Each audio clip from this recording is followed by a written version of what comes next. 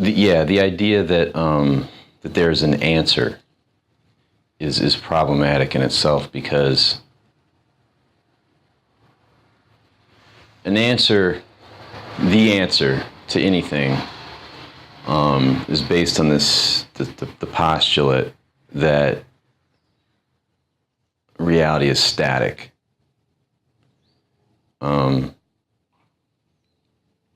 But that's not true. I mean, we know that. We can see that things are constantly changing. Nothing stays the same.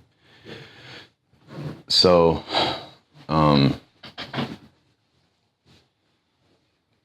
something that makes a lot of sense one day doesn't make a lot of sense, a year later. And there's, with science, we're always kind of uncovering deeper and deeper layers of reality. Like I was talking about, you had Newtonian physics, which makes sense. I mean, it's very coherent. It all fits together. It makes sense of the world. We can observe it. But then, with Einstein, with his just amazing imagination, was able to conceptualize a deeper reality, a deeper kind of operating system of the universe. And then since then, through technology and stuff, we've uncovered even deeper levels. And so we have like quantum physics, where, where's the electron? It's just got infinite potential positions. And then once you start observing it, then its position becomes fixed. Mm-hmm. So where is it when you're not looking at it? And so what's the interaction between the observer and the electron? So now there's whereas we started with Newtonian physics, and it's this is how the world is. And it's external. We see we're subject to the principles of the universe. And then Einstein starts getting into relativity, and the observer and light, and how time and space are not separate things, but rather space and time, like time can be warped based on how fast you're moving, right? So now things get more flexible and fluid rather than this external fixed model. Now we're seeing that reality is more fluid, and it's not like a concrete thing. It's almost like more like clay or something. It can be it can modify. Like space can be changed. Time can be changed in a sense. So there's that, and then now we get into start talking about quantum physics, and now there's a lot of really interesting research about consciousness, and how consciousness is non-local. It's not here. Right. Experiments where they have the white noise machine, and when there's disasters and stressful events, big, large scale events, negative events, like 9/11, for example, where a lot of people are upset, you see deviations in the white noise. The other one, they did an experiment, I think it was at the Arizona State University, where they had subjects watching a screen, and then watching images, and every randomly they would show intense images. It would be either porn or some sort of graphic violence scene, and they measured the what is it called, the lie detector. They measure people's responses, emotional responses, basically, and but they measured it very down to a millionth of a second, and they found that people's emotions were spiking. people were like sensing the negative or the intense image. They're having a reaction like a little bit before the image actually appeared on the screen. Really? And there was the other one. Oh, there was the old thing that Ian was telling me. This snipers are trained to not look at their target. They'll set the sights on their target, but they're trained to like not look at that person because the person can feel that. Really? Yeah, they figured this out over time. Like, Jesus. yeah. So, you know, attention, awareness, consciousness, it's not local. I mean, Buddhists and Hindus and spiritual people have been talking about this for a long time, but now scientifically we're starting to see that. So, and then, you know, quantum physics is it's almost like quantum physics is catching up to spirituality because, you know, we went from Newtonian to Einstein. Now it's a little more fluid. Time can be bent and space can be bent and all this stuff. And now it's like, it's not even an issue of being bent. It's being created. You're making it up. We're making all this up. So you can see it's continuously becoming more and more, we're uncovering deeper levels of how things actually work. So to think that there's an answer is just a way of thinking that's not in touch with reality. And is that Chris right there? No, it's not. Look like his car.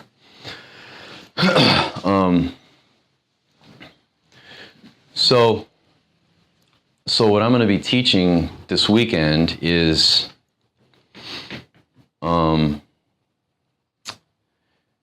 system, the big overarching system. You know, I have to organize the information.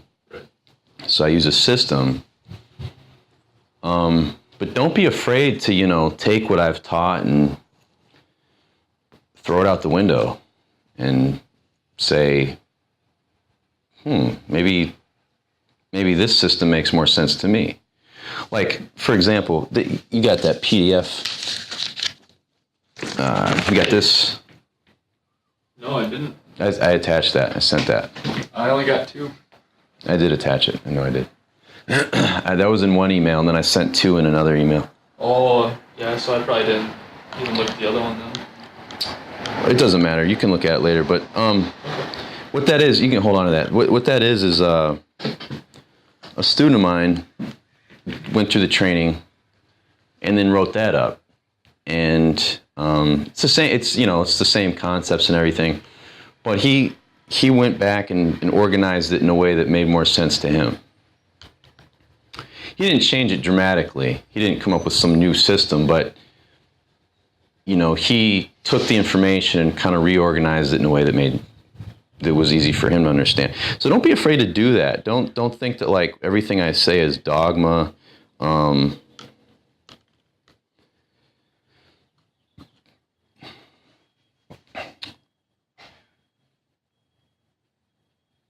The system I have that I'm going to teach you is really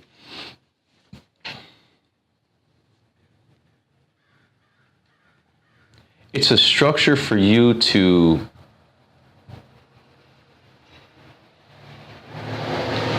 it's a structure that's based more on action and process rather than on being right. So it's a system that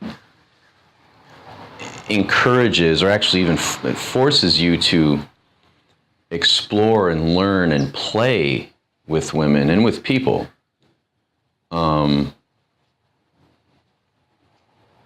Rather than mastering them or like controlling them, predicting what they're going to do. Okay. These are all kind of the same thing, you know, predicting what people are going to do, knowing, understanding them, being able to read a woman's mind. I mean, you don't need to be able to read a woman's mind. You don't need to understand women completely. That's not going to help you or improve your results. What will improve your results is having a mindset or a focus of learning about each woman. Think about the difference. Understanding her versus simply wanting to learn about her. Those are different things. Okay. Wanting to learn a woman will more consistently lead to sex and a connection and having fun together versus understanding her. Right. The idea of understanding women as being like the way, first of all, it's impossible. Second of all, because women, she's an individual. But if a woman thinks that you like learning about her and like exploring her mind and body, that's exciting.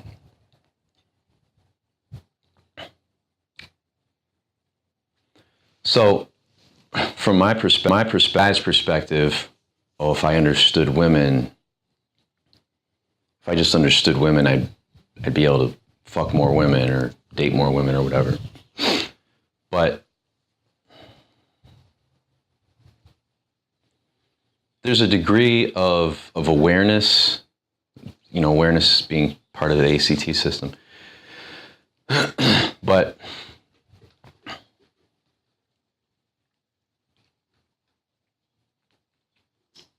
all you want to do is just consistently turn women on. So once we kind of understand like what turns women on, that's enough. Beyond that, universally, what turns women on, that's enough. Then individually, just learning about her, that in itself you'll understand her more, never completely, but you'll understand her more. So, you're kind of operating with your eyes open, basically, instead of having a blindfold on. But when she sees that that's your focus, she gets excited. So,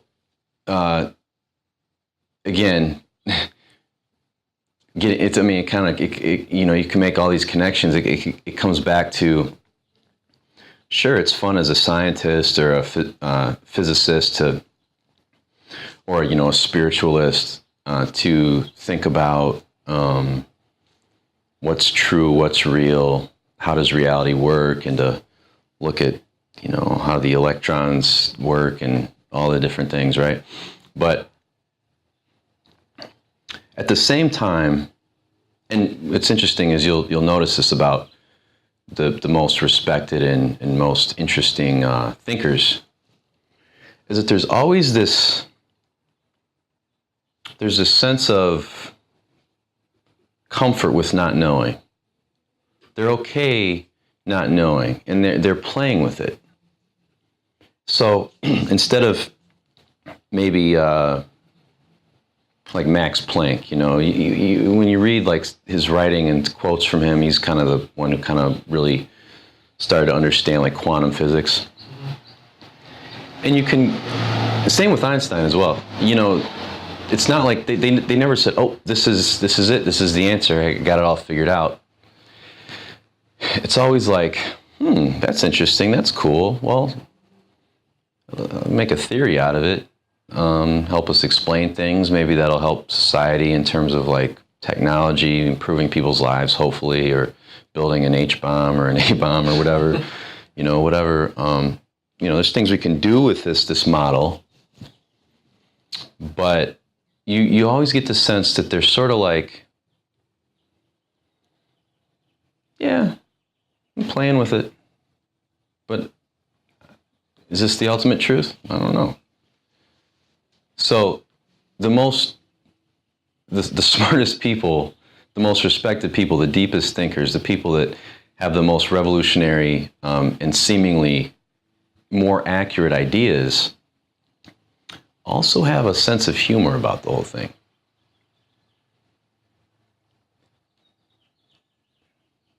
There's a sense of, yeah, maybe, and they're okay with that. And so they'll look at the electrons and the readings on the science equipment or whatever, and they'll say, "Oh, this is a model that we can use," but then in their writing and quotes, and when they're just kind of off the cuff, it's like, maybe. Don't be afraid to, when you leave, play with it. Maybe make up your own words for stuff. Maybe I think a lot in terms of shapes and like 3D structures. Like that, I pictured that stuff in my head when I'm talking about like concepts and stuff. Just maybe make up your own. I use a triangle. Make up your own thing. Use a square, whatever. So, getting away from this is it, this is the answer, this is right, versus playing, exploring, trying. Let's see what happens. That's not lazy. That's not a cop-out. That's not trying to think like what's kind of objections to that idea, well, science, there has to be, truth, scientific method, there has to be, blah, blah, blah. That approach, that mindset of process-oriented, seeing reality is transient and changing, forgetting about being done and rather thinking about just exploring and playing, that's actually more in line with how the universe actually works. So on a functional, practical execution level, you're more effective thinking that way. You're actually more effective interacting with a woman or with people with a I don't know, let's see what happens mindset than I know this is going to work. I know what to say kind of a approach. Does that make sense? Mm-hmm. So it's a big shift. And so we're going to keep kind of harping on that. But a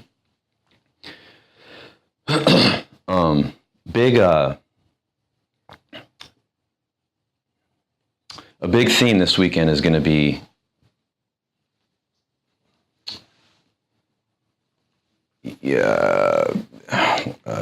being more process-oriented, being okay with I don't know, being okay with maybe. You're going to be learning like new ideas, new concepts. There's going to be new words that maybe you haven't heard before or thought about in this context. I'm going to be teaching you like tactics, mechanical things like, mechanics, basically like how to touch, where to touch, timing, all that stuff. I'm going to teach you all that. But I want you to always keep one thing in mind, is that what I'm doing, all this tactics, it may seem like I'm adding things, we're building a skill set. Mm-hmm. Well, what we're actually doing is reducing your conditioning. So when I teach you a certain touch move, like cup her elbow if she's not facing you, well, the reason why you do that, or let me say,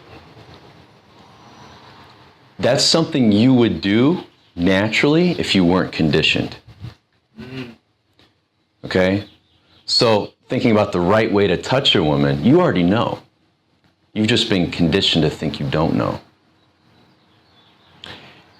If you're not a disrespectful, overly aggressive jerk, and you're not a timid, scared, asexual coward, you're right in between, you're going to cup her elbow when she's not facing you.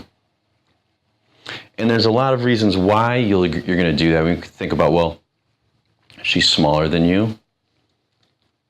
She's weaker. She's softer. She's more sensitive. You can see all that. That's all obvious. But you forget it. You're blinded to that because of the conditioning. Thinking that women are opponents, or that rejection is scary and bad, or that if a woman doesn't like you, that's like a big deal. It's funny. It's almost like women a lot of times can become these big scary monsters in our heads. Yeah. And we're seeing the big scary monster in our heads rather than seeing the reality of a person who is pretty, sensitive, soft, physically weaker, slower, in terms of like, you could rape her if you wanted to. I mean, physically, you could do whatever you wanted. She can't do anything to you. Right. But you don't see that. You see the big scary monster. Yeah. So if you're not seeing the big, and you've been conditioned to do that. You've been conditioned to see a big scary monster. So when you don't, if you weren't conditioned to see the big scary monster, and you just saw reality, you would walk up and cup her elbow. You'd have a pleasant look on your face, and you say, "Hey, you're very pretty. What's your name?" Why cupping the elbow? Don't get stuck on that particular thing. What I'm saying is, what's the technique to, what if she's not facing you? I mean, this is a question I've had. What do I do if she's not facing me? Well, you already know the answer. There's a lot of things you could do. You could touch her gently on her lower back. You could say, "Hey," and then lean over a little bit so when she turns, she can see you. There's a lot of things you could do, and they're all right. Okay. Or they'll all work, let me say, not right, they'll all work. Consistently, which doesn't mean 100%, but consistently.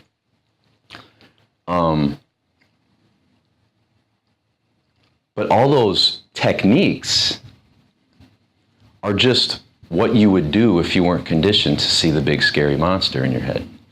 Will any of the training decondition me? That's the point. And you have to remember that it's your mind. I mean, you have to be proactive in making these connections. So the fundamental connection I want you to make, the fundamental thing I want you to take away from all this, I want you to keep thinking about this. Every time I tell you a technique or we're doing exercises and I say something and you're like, "Oh, that's awesome, that's money, like I should write that down," that kind of stuff. Instead, I want you to think, that's what I would do, or that's what Brian does when he doesn't see the big scary monster but sees a woman. So all the things that you're learning, they're not additions. What they are is I'm just pointing out to you what you would do if you weren't conditioned. So in that sense, it's reductive. Okay. Okay, so don't think I have to learn, I have to remember all these techniques, I have to learn all this stuff, I have a long way to go. You don't. You have nowhere, there's nowhere to go. What you have to do is get rid of the idea that there's a long way to go. Okay. All right? So every time you find yourself thinking, I need to add this on, remember that nugget of value, that technique, or that thing that I said, or thing that you learned, or whatever, that's not a new addition. What that is just pointing out one way to connect with women if you weren't conditioned. So I'll show you like the street approach, probably Sunday. There's mechanics involved in terms of touching, eye contact. There's probably, I mean, I don't do it personally anymore. Like I don't think about it. I approach women just in whatever kind of, I've done it in all different kinds of ways. But this particular street approach works consistently. You know, you come from behind rather than she's walking towards you. You don't get in front of her. You let her pass you and then come back. So, technique. Well, actually, that's what you would do if you were seeing a woman and not a big scary monster. The reason why is because you see this woman, you see what she really is. Smaller, weaker, pretty, sensitive. You're aware that she's probably not thinking about meeting a guy and she probably didn't notice you. You can see that she's walking, she's probably thinking about other stuff. So given all that, your intuition is just going to guide you to not be like, hey, because all the stuff that you've observed, this hey would be inappropriate.